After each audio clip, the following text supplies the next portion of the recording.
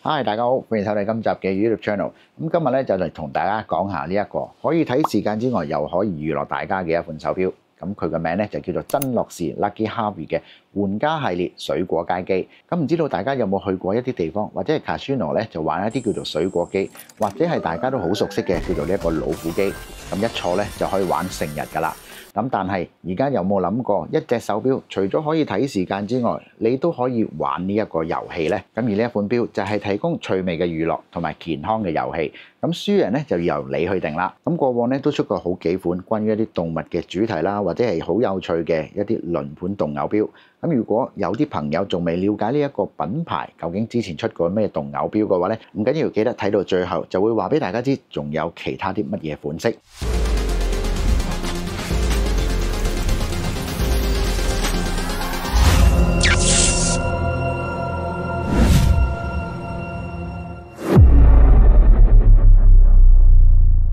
今次 Lucky Harvey 嘅呢一款最新推出嘅水果機輪盤動偶錶，嗱咁如果講得親民啲嚟講嘅話咧，就係呢一個老虎機。咁主要咧就係帶俾大家睇時間，同埋又可以玩遊戲輕鬆下自己。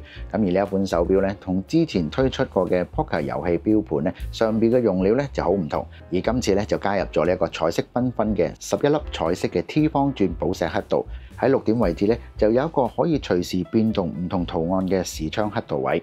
咁而時分針咧就係一個鏤空型嘅箭形指針。咁我哋再睇睇呢一款手錶嘅刻度外，一共咧就有37格、12種唔同嘅圖案同埋2粒白珠。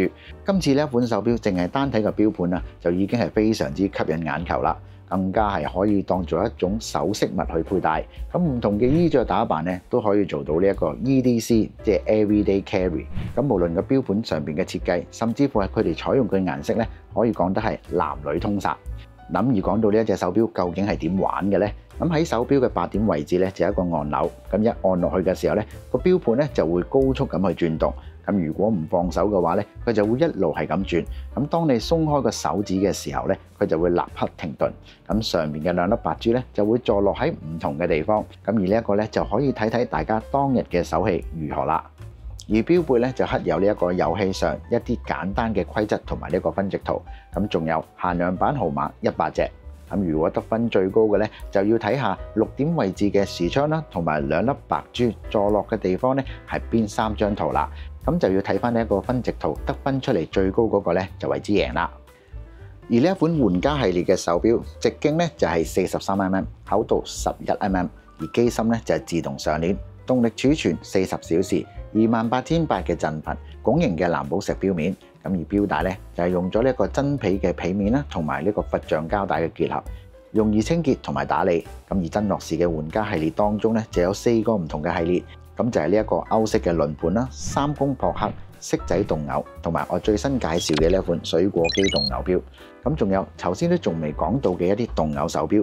咁可能有啲新朋友咧，啱啱加入我哋呢個大家庭咧，就仲未了解到真樂士究竟有啲咩特別嘅動偶手錶款式。咁就係咧，包括咗一啲白虎嘅動偶啦、醒獅動偶、小黃蜂、金兔動偶、骷髏頭動偶、貓頭鷹動偶，仲有一個就係做得非常之立體嘅彩龍動偶。咁而錶盤上邊咧都各有特色。咁以上我所介紹嘅咁多款動偶手錶，唔知道大家又睇啱邊一款呢？咁喺呢一度咧都要多謝大家一路嚟對我哋嘅中華國錶國潮嘅支持啦。咁如果想要睇實物嘅話咧，就可以去到我哋嘅佐敦裕華國貨嘅中華國錶專門店咧，就了解下呢一個詳情嘅。咁喺外國嘅朋友咧，就不妨 click 翻以下條 link， 上翻我哋嘅網站咧，就留意下你自己心水嘅手錶啦。咁都希望大家有一個愉快嘅每一天。咁而今集嘅呢一個國潮腕錶咧就報道完畢啦，我哋下一集再見，拜。